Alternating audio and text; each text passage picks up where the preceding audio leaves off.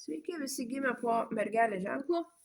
Pasižiūrėkime laikotarpį nuo kovo 10 iki kovo 16, kas jūsų laukia. Kokios ateinančios savaitės perspektyvos, ko vengti ir patarimas jums.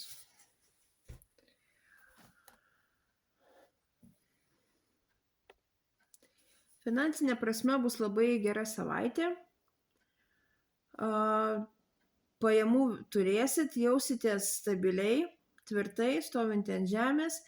Galbūt susipažinsite ar jau turit savo draugų rate moterį žemės ženklo, tai yra ožiaragis, jautis,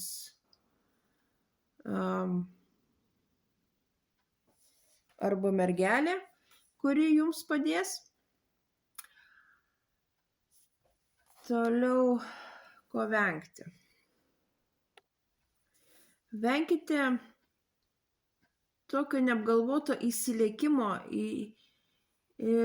žinokit, kada reikia sustoti. Tiesiog venkite per greitį neapgalvotų veiksmų.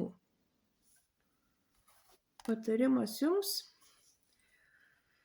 Mėgaukitės gyvenimu, džiaukitės jums sutiktom progom, naudokitės jomis, nes tikrai turit viską, ko reikia ir kiek reikia. Ir